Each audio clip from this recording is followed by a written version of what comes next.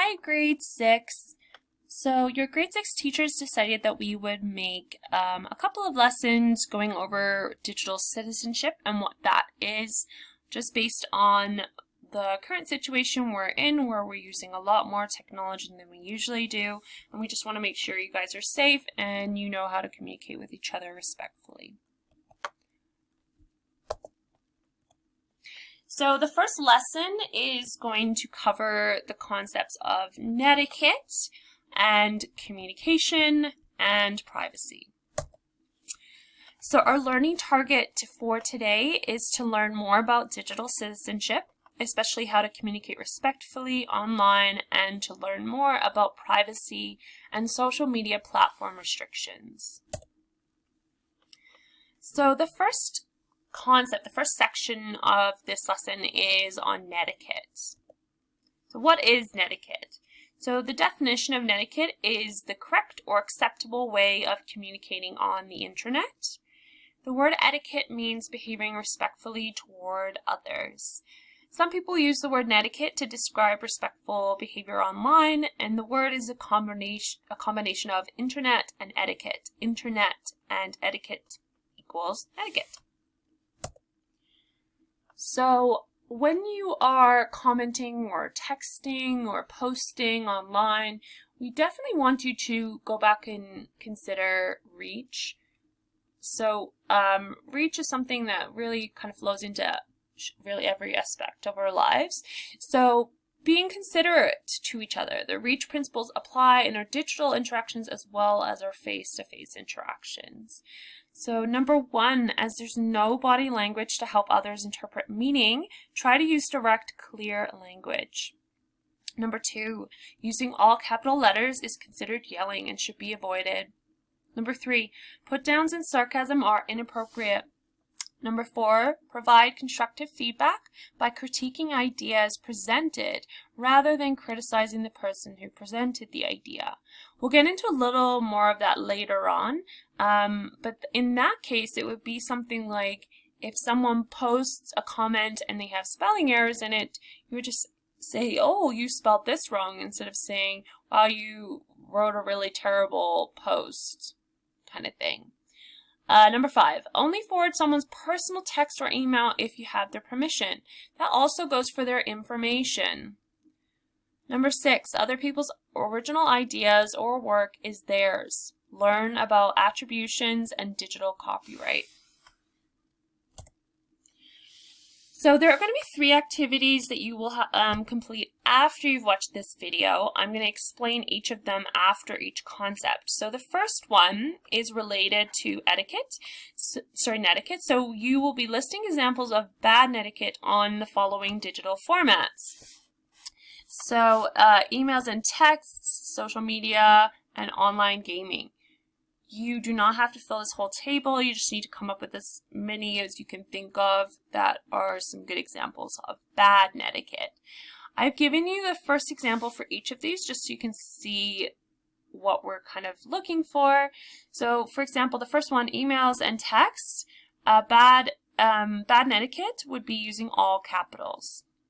For social media platforms like TikTok, Facebook, Instagram, Snapchat, all those kind of ones, calling people rude names is an example of bad netiquette. And then online gaming, sharing your phone number, that's an example of bad netiquette. So when the video is done, you'll complete this activity on Seesaw. So the next section is about communication and how you can communicate respectfully and positively online. So some of our focus questions for this section is how can you ensure that you are respectful and considerate in your online interactions? And also, why is it important to slow down and to think things through before you post online? So this poster you've seen probably many times just around the school. So really it's just trying to get you to remember that before you do anything online, think. Is it true? Is it helpful? Is it inspiring? Is it necessary? And is it kind? So before you send that text, like what are you sending? Is it true? Is it going to help that person? Is it inspiring? Like is it something that's going to make them want to do better or be better? Is it necessary? Like do you have to send it? And is it kind? If not, you definitely shouldn't be sending it. So, online versus in person, what's the difference? So people tend to speak differently online than in person. People get more comfortable and confident behind the keyboard, and they can say harsh words that they maybe wouldn't say in person. So try to remember that the person you are communicating with online is still a person. Treat them with respect. And when you talk to friends online, don't forget that you will see this person again, and make sure you do not hurt their feelings. So, quick little reminders: be respectful, be positive, and also have fun. So your second activity on Seesaw is a little scenario. So I'm going to read the scenario to you, and then after, when you finish the video, you're going to be writing how you would handle this situation. So a school friend is trying to join your friend's group chat. You are not close friends, so how do you handle this? And remember, be respectful. So you are going to state how you would handle this situation. Okay? Our last concept in this lesson is privacy. So, what information about you is okay to share online? So we're going to look at the difference between private information and personal information. So, private information is information about you that can be used to identify you because it's unique to you. So, for example, your full name or your address. Something that's personal is information about you that cannot be used to identify you, because it is also true for many other people. So, for example, your hair color or the city you live in. So we, like most of us, live in Calgary. Calgary has over 1 million people, so lots of people live here. So that is okay to share that you live in Calgary. Here are some things that you should not share with people online. Your home address, that is private information, and they could use that against you. Email address, your date of birth, phone numbers, credit card information. Once you get a credit card, do not share credit card information with people online. And then also the name of your school is private as well. Here are some things you can share with people online.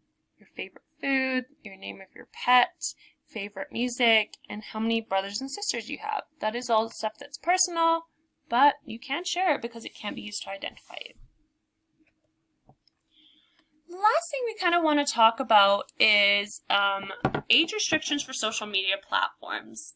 So these are kind of the main ones, and you'll notice that most social media platforms do not allow users to be under the age of 13. Okay? There's, I think, very few. I think in Minecraft and Roblox, I think, are the only ones that actually allow users that are under 13 to use them.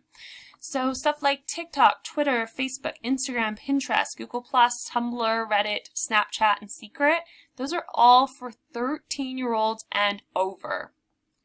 And then it kind of changes depending on whatever it is.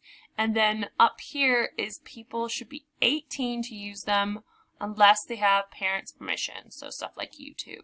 Okay.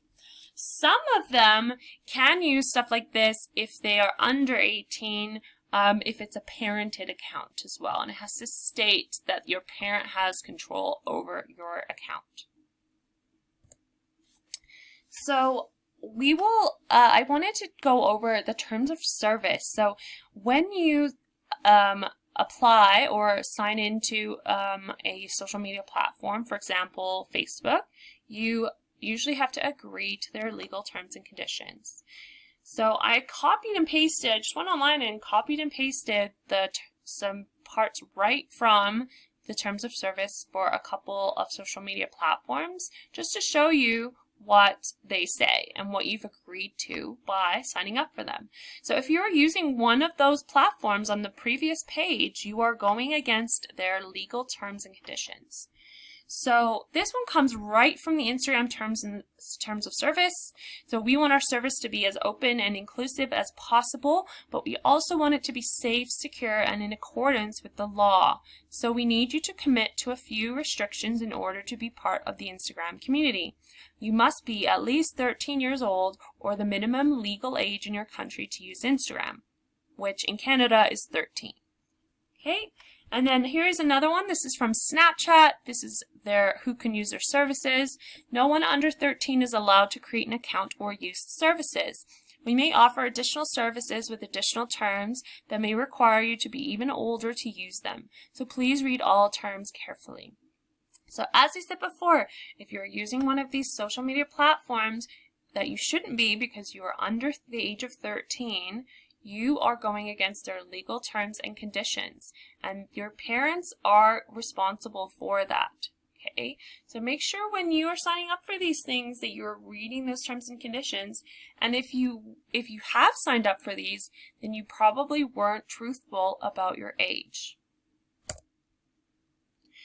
Okay, our last activity on Seesaw is you need to list 3 things that you can share with people online. Okay, so what are some things you can share with people online that won't give away any of your private information? And that's something that we definitely want to stress to you guys is it's definitely okay to have to share with people online and to have to communicate with people online, as long as you're doing it safely. So you need to make sure you know what you can share and what you can't share so that you're keeping yourself safe. So you need, once the video is done, you're going to go back into the Seesaw activity, and please complete the 3 activities that I explained to you in this video. And I hope you enjoyed. Thanks, guys.